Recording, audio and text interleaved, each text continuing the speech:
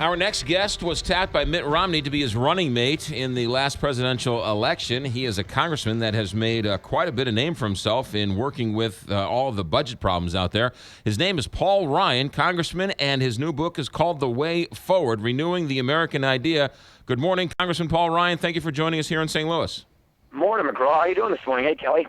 Hi there. We're doing fantastic. Let's get this right out of the way. Most people start their presidential campaign with a book right about now with an interesting name like The Way Forward. Why don't you just announce you're running for president now, Congressman? You know, no one has ever asked me that question. I just would have to give some thought to it. But I mean, you have sort of shied away from that idea. That would be something I would think a vice presidential candidate might want to think about the next time around. We're going to give it some thought. We're going to give it some serious, deep thought, but we're going to do that in 2015. Right now, I feel like our party needs to show the country how we would do things differently, what our alternatives are. If we don't like the track the country is on, which I don't, I feel as a leader I ought to say what we ought to do differently, and also show what kind of a coalition we can build to actually win elections.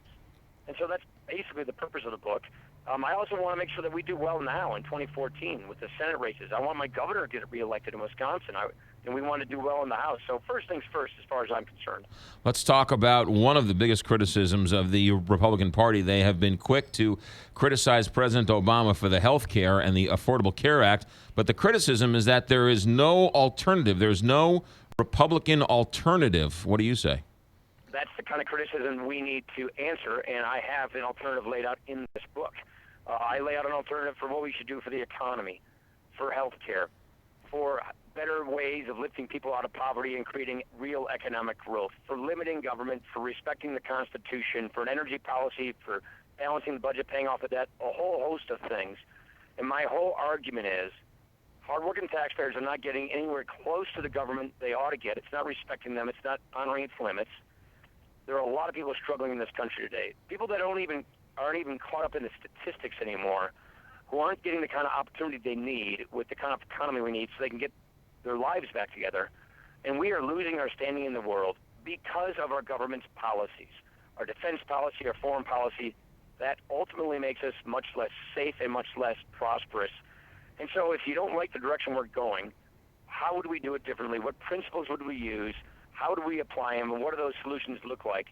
And I also argue that we have to take this message to everybody, every corner of this country, every person, and open up the Electoral College. Build a governing majority, a conservative coalition that is principled, that's inclusive, that's aspirational, and therefore appealing to a majority of Americans, so that if we do win that kind of an election, with the kind we need to, we have the moral authority, we have the mandate, we have the consent of the country to fix these messes, before they're out of our control. And that's basically why I chose to write this book. Is there anything with the Affordable Care Act that you would keep, or would you throw the whole thing out and start over? I would throw it out and start over. There are a few elements, letting people stay on until their mid-20s. I think there are much better ways of dealing with the real problem of people with pre-existing conditions getting access to affordable care. There are There are some goals I would keep, but I would not keep the policies. It is born of such a bad architecture because it is basically forcing us into a government-run system. It's going to cause millions of people to get dumped from their job-based insurance. It raises prices. It denies choices. It rations Medicare. I mean, it does so many things that I really think you have to replace the whole thing, and that's what I articulate throughout this book. Would you be in favor of forcing people to buy their own health insurance?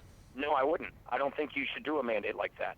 I think there are far better ways of encouraging people with tax credits and incentives, but no, I do not favor a mandate. Would you be in favor of allowing hospitals, if somebody doesn't have insurance, to say, thank you, you don't have insurance, you can't be served here? Well, the way I propose to do it is you get a tax credit for your purchase of insurance. If you choose not to use that tax credit, it goes to a fund to help pay for unreimbursed costs. But when you're in the hospital, and let's say you roll over your motorcycle, you get a broken leg, you're going to have to pay for that. There may be some money in a tax credit that you can access to help with that, but you've got to pay for that. And, oh, by the way, if you want to, for the future going on, apply your future tax credit to some basic insurance, catastrophic insurance, there's some default plans you can do. So people call this auto enrollment. So there's easy ways of making it easy for people to sign up for insurance if they get a tax credit for it. But if for some reason you choose not to do it, then you're going to just have to pay for your health care. And the hospitals, yes, it's bad debt that they write off right now. I think there are better ways of dealing with that. And you do not need to force people to buy something, especially buy insurance they don't necessarily need. Well, but what we're doing today. Paul Ryan is our guest. The book is called The Way Forward. If I choose not to have health insurance and tomorrow I go to the hospital and I go to the doctor and the doctor says I have lung cancer, will I be able to buy insurance the next day? The way most scholars, most proposals work, and the way I say it is, you can buy insurance, but it's going to cost you a lot more. But with high-risk pools, then those people with pre-existing conditions can get coverage. So you don't want to have what we call a moral hazard that encourages people to wait until they're sick to then get insurance, because you will make it expensive for everybody else. And there's a way of avoiding that. What you're describing is what you have in Obamacare right now.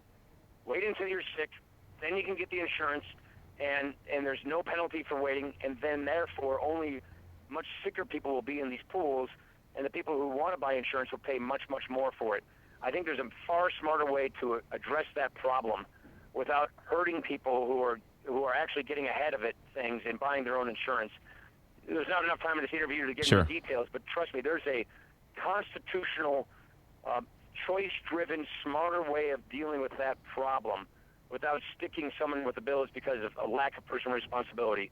But you also have to own up to the fact that some people get hit with diseases they don't see coming, and you want to have a better way of dealing with that so they don't go to the poorhouse, they don't go bankrupt when they get a catastrophic illness. And I think there's a way of dealing with that as well, again, without a costly government takeover. Can we talk quickly about the issue of race, which has come to the forefront, particularly in our community of Ferguson? I know that you have been kind of critical of your fellow Republicans of being kind of out of touch within communities of color.